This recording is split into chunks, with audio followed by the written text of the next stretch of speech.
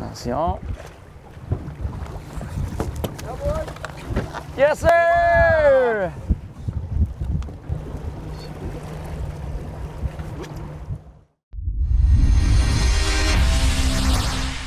Germain Chevrolet Saint-Raymond, fier partenaire de l'émission La pêche dans la peau avec Samuel Gendron. Parce que ton nouveau camion, il est chez Germain Chevrolet Saint-Raymond.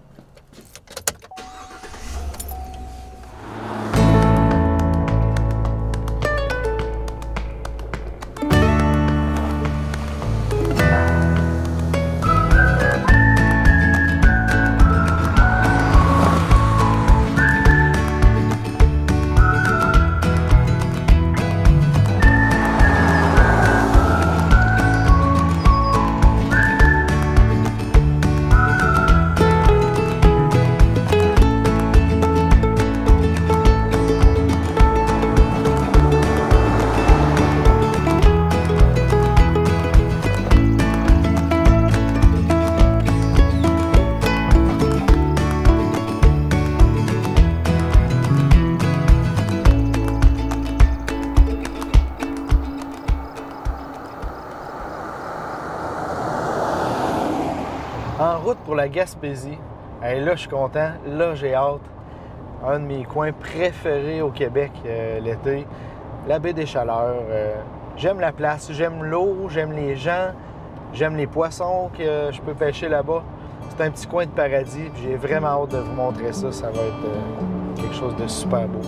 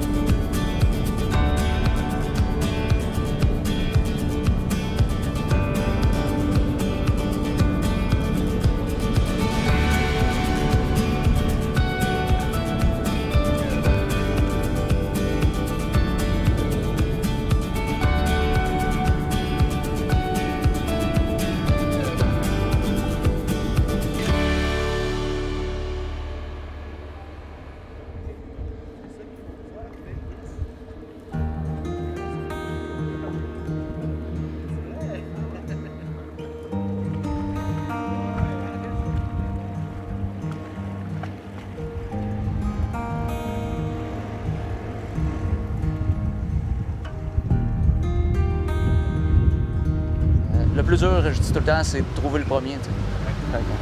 Une meute de loup. On est chanceux, on a des bons équipements, des fois qui nous aident un petit peu. Là. Si j'avais eu ça quand j'étais flot, ça aurait aidé des journées de pêche à la truite qui auraient été meilleures, là, probablement. Là. Mais on va commencer, on va aller s'installer, puis on va voir ce que ça donne, tranquillement.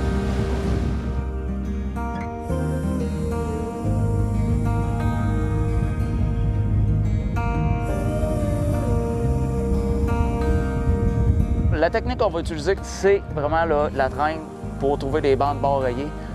Le secret, c'est laisser de la ligne en masse.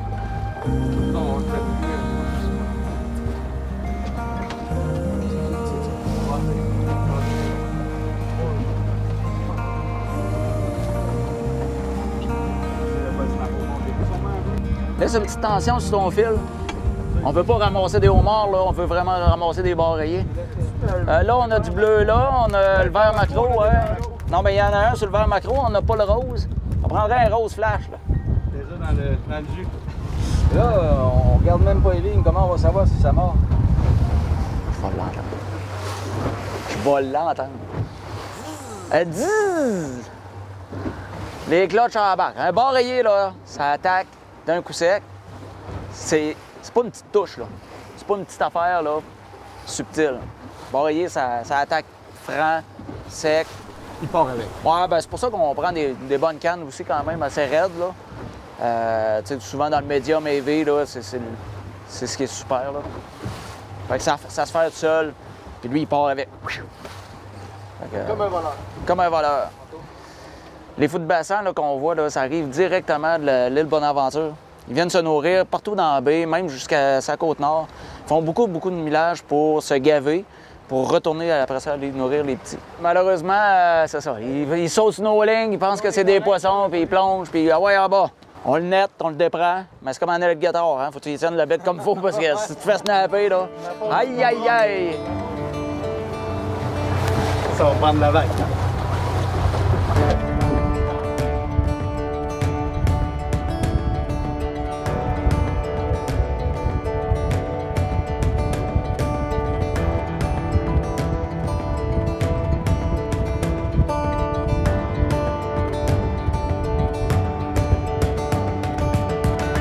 On a beaucoup de bords, là.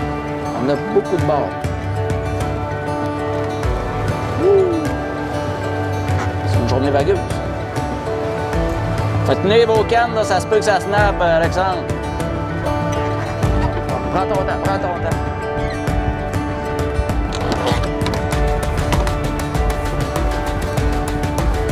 C'est net, ouais. Attention. Yes, sir!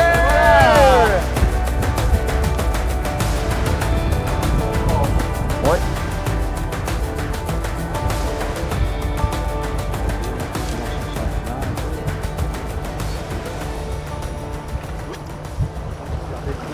Fait que ça, c'est un petit, ça, Samuel. Oui.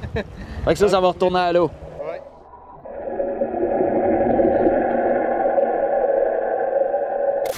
C'est un poisson qui peut atteindre, on pense, dans le fleuve Saint-Laurent, autour de 90 cm. Le record qu'on a, nous, au ministère, là, comme prise, c'est 80 cm puis autour de 6,5 kg. Mais on sait qu'aux États-Unis, le record est de 1,8 m pour 57 kg. Donc, on parle vraiment d'un grand poisson. On pense que ça peut vivre autour de 15 ans au Québec, mais aux États-Unis, on sait que ça peut atteindre jusqu'à 30 ans. Donc, c'est un poisson qui est quand même assez longévif. Dans la baie des Chaleurs, on a une belle abondance de bar rayés. Lui, sa source, ce serait de quel endroit? Ce serait vraiment de la grande frayère de la Miramichi au Nouveau-Brunswick. Donc, c'est vraiment une autre population qu'on appelle la population du sud du Golfe. Donc, cette population-là, justement, se reproduit dans la Miramichi. Après la reproduction, un peu comme le bar rayé ici, c'est-à-dire qu'il va explorer différents habitats. Donc, celui de la Miramichi va remonter jusque dans la baie des Chaleurs, en Gaspésie, et même contourner, finalement, la péninsule gaspésienne et venir même jusque ici, là, dans l'estuaire moyen, même jusque dans Charlevoix. Et en 2017, on en a vu jusque sur la Côte-Nord. Donc, en 2017, justement, c'était l'explosion des bars rayés. On a estimé la population à 1 million de géniteurs. Donc, ce qui a fait en sorte que là, il y a eu beaucoup de bars rayés qui se sont retrouvés dans le système. Là, on va retrouver de... Ah! Wouhou!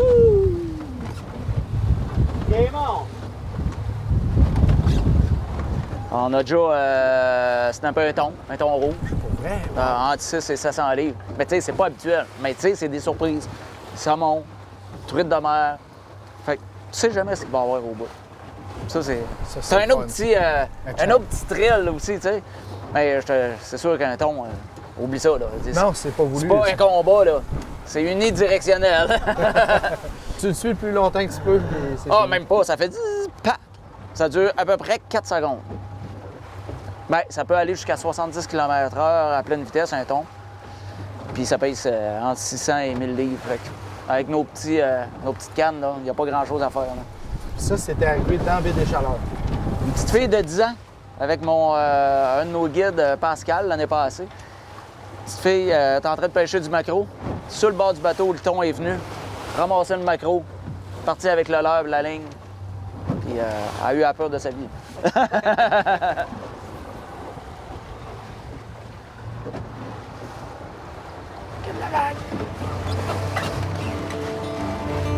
Ça fait plaisir.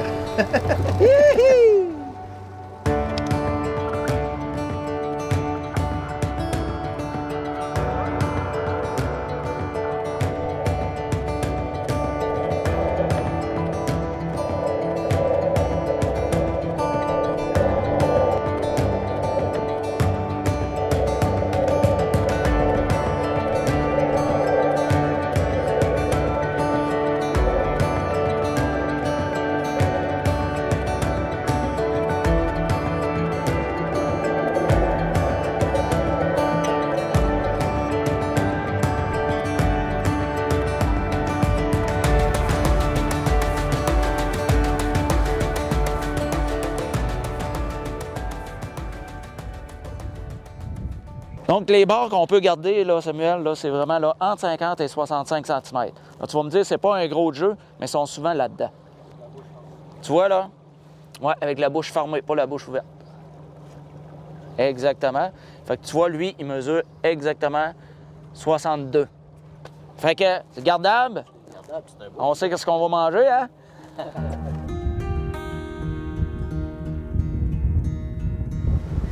Ouais.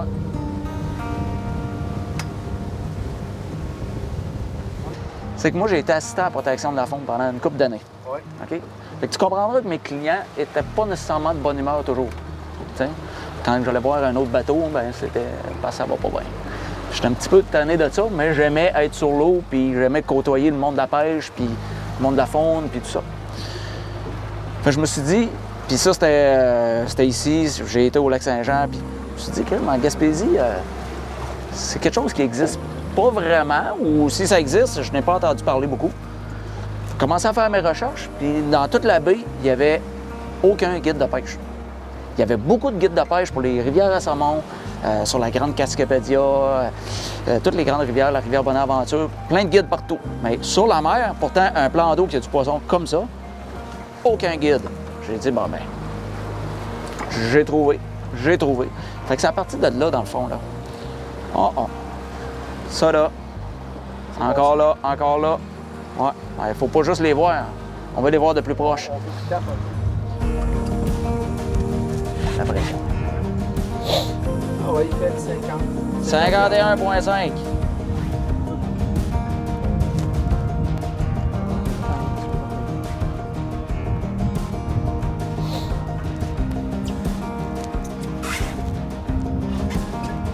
Oh! Pêcheur!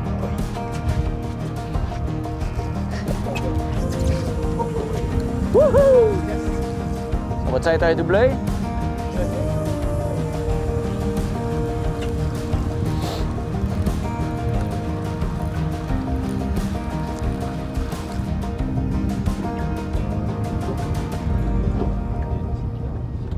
Tu vois le bar rayé, souvent, là, on va le pêcher dans de 20 pieds d'eau. Ça arrive des fois qu'il va descendre un petit peu plus creux, là, mais c'est un poisson essentiellement côtier. Fait que tout le long de la côte de la Gaspésie, on va nous retrouver, puis on n'a pas besoin d'être extrêmement loin du bord, mais des fois, il n'est pas à proximité d'un tir de canne à pêche de la berge. Mais en bateau, on n'est pas à 10 km. Là. On sait qu'il se tient à peu près à 1 km des rives. Donc, il va suivre vraiment les côtes un peu partout au Québec. Et il n'ira pas nécessairement en profondeur. Donc, c'est vraiment un poisson côtier qui va utiliser vraiment une grande variété d'habitats, c'est-à-dire qu'il peut être autant en eau douce qu'en eau saumâtre, qu'en eau salée. Donc, mais il doit nécessairement se reproduire en eau douce. Le bar rayé se reproduit généralement entre la mi-mai et la mi-juin. Donc, à des températures de l'eau qui, je dirais, oscillent entre 13 et 18 degrés Celsius. Donc, ça peut dépendre aussi des années, bien sûr. Là. Ce que le bar rayé va rechercher, c'est finalement je dirais un bon hydrodynamisme, là, où il y a beaucoup de courant, où il y a beaucoup de brassage, parce que les œufs doivent rester en suspension dans l'eau. Les œufs coulent légèrement, donc ils doivent être maintenus en suspension par le courant, par les marées, par différents facteurs comme ça. Donc, les mâles autour de 3 ans, les femelles autour de 4 ans, ils vont se rassembler. Donc, c'est dans la colonne d'eau. Ils ne vont pas déposer leurs œufs dans le fond, donc c'est vraiment dans la colonne d'eau que les mâles et les femelles vont déposer leurs œufs, vont lâcher leurs œufs, les mâles leurs semences. Donc, tout ça va se brasser. Les œufs fécondés vont dériver, vont éclore entre 2 à 3 jours le temps qu'ils éclosent. Donc, on parle d'une petite larve de peut-être 3 mm qui va atteindre presque 10 cm au mois de septembre. Donc, c'est une croissance très, très, très rapide. C'est un poisson très efficace. Là.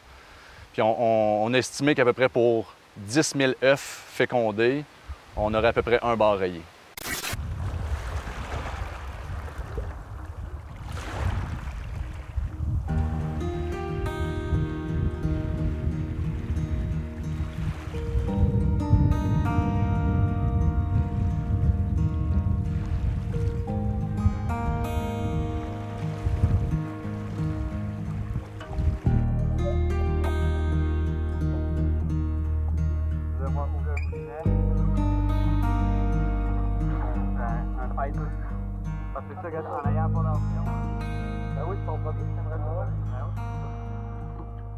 T'es né à Caplan, si je ne me trompe pas? Oui, bien ici, on est tous nés à Maria.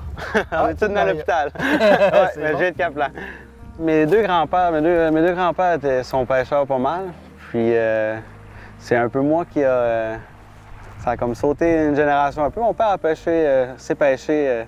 Il est chanceux en plus, là. Il sait pêcher, mais il n'a pas trop le temps. Okay. Mais sinon, c'est vraiment moi qui a pogné comme la piqûre. Mais pourtant, on allait à la truite, tout ça, puis on dirait, c'est vraiment avec l'arrivée du bar rayé, là, que j'ai vraiment le déclic s'est fait. C'est accessible, c'est proche.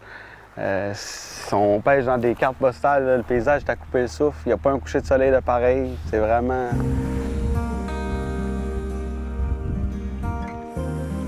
Mais je pense qu'à la base, la pêche, c'est entre humains. C'est une passion qui s'échange, qui se partage avec les gens. Puis c'est vraiment important pour moi. Parce que moi, il y a quelqu'un qui, quand j'ai commencé, il y a quelqu'un qui pêchait le bar rayé, puis il m'a montré. Puis après ça, moi, j'ai montré à quelqu'un d'autre. Puis là, ben c'est comme ça qu'il se crée de fil en aiguille. Ouais. Je te regarde aller avec le concept de l'émission, puis ça naît d'un désir de transmettre à l'autre, puis de partager, tu sais. On dirait qu'on ne peut pas garder ce bijou-là tout seul. Il faut en parler. Ouais. Je suis bien d'accord avec ça.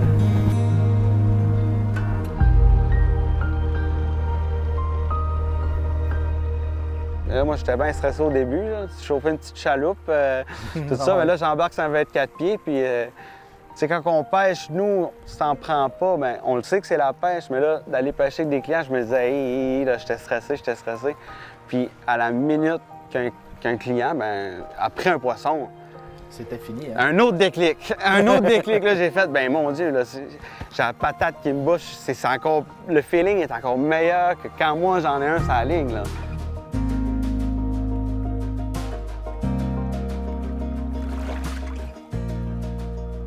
J'ai tellement de beaux souvenirs que c'est moi qui est chanceux d'avoir partagé ces moments-là avec ces familles-là, ces groupes-là. Ils me remercient à la fin, mais c'est moi qui remercie. Là. J'ai des noms, là, je pourrais l'en nommer. Là. Elle a un poisson sur la ligne, mais la petite madame n'a jamais pris un poisson, mais elle pogne le goût direct. Là, puis non, les enfants aussi, c'est tellement de belle pêche. La baie n'est pas dangereuse, c'est une baie qui se navigue très bien. C'est une pêche qui est accessible tant pour les enfants, les personnes plus âgées. C'est vraiment une pêche accessible. C'est ça le gros du bar rayé que je trouve, c'est que c'est une pêche accessible.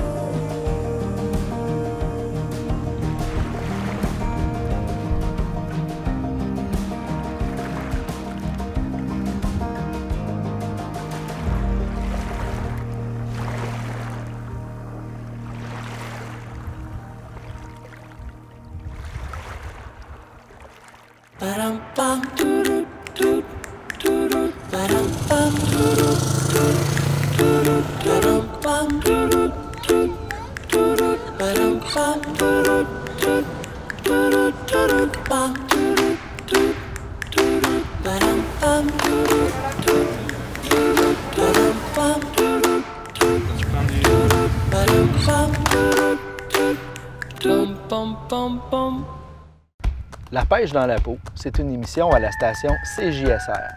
C'est aussi une page Facebook et une très belle communauté. Suivez-nous, on va y mettre les émissions et même des extraits inédits.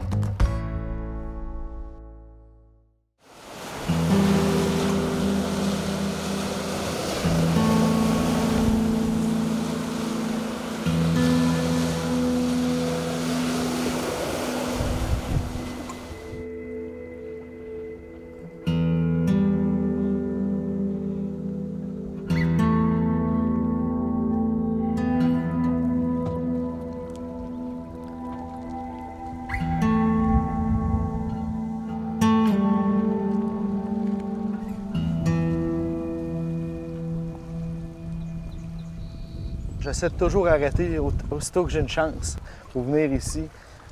J'aime taquiner le maquereau, il y a beaucoup de gens. Ça me met vraiment dans l'ambiance de la baie des Chaleurs.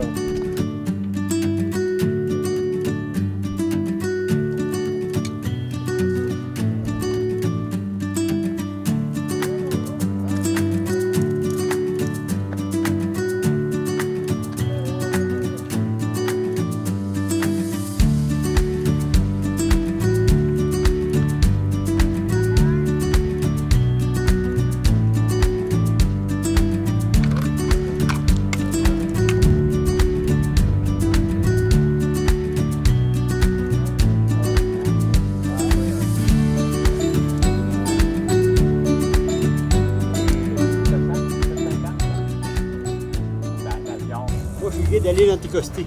Oh, OK. Ça fait 48 ans que je vais là. OK.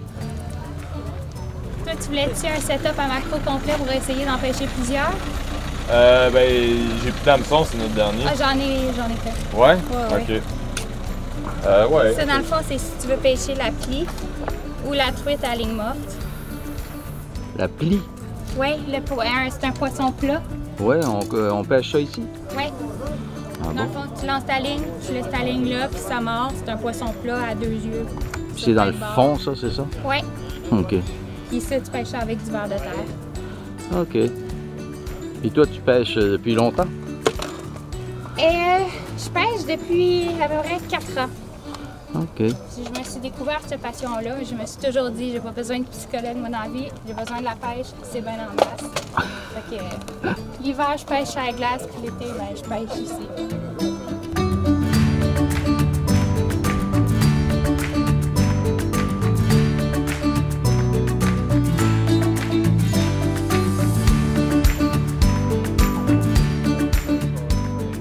Fait que si je comprends bien, pour le macro, il faut que ça bouge tout le temps, là, le leurre au bout de là. Oui, Macro, c'est un poisson qui arrête jamais. Hein. ça s'appelle la jig. S'il arrête, il est mort. Je pêche tous les poissons. Le saumon, la truite, le maquereau, le bar rayé, tout. Après ça, on pouvait pêcher à morue, puis on n'a plus droit. Ah ouais. Ah ça, c'était bon de la morue fraîche. Tabarouette. Ouais, la morue fraîche, là, avec des patates et de la pelure dessus. C'est merveilleux.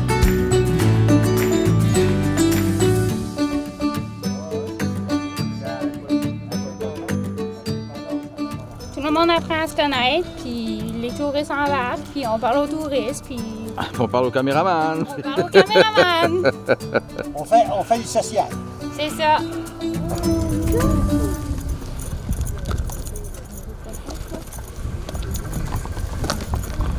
Vous le saignez, mademoiselle? Ben oui, je peux le saigner. Est-ce que vous aimeriez voir comment le saigner? Je vais te montrer. Ouais, je sais comment faire ça. Passe ton doigt ici, gars. Passe ici.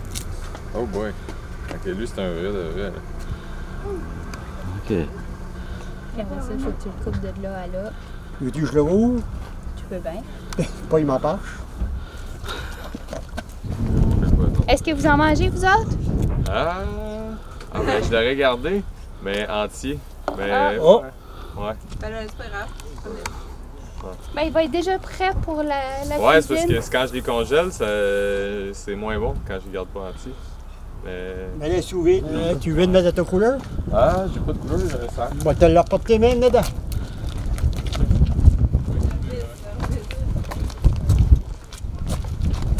Pas équipé du tout. Mais je vais te prendre.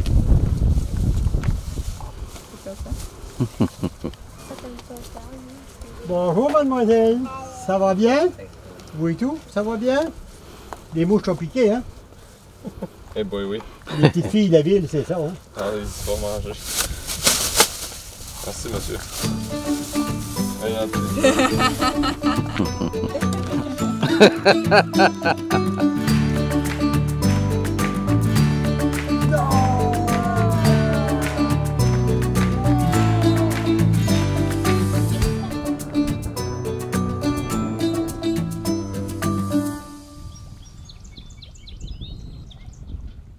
J'ai un ami, Jimmy, qui est dans le coin de Percé, lui, qui rapporte des homards ces temps-ci. Ça serait une belle occasion de le rencontrer.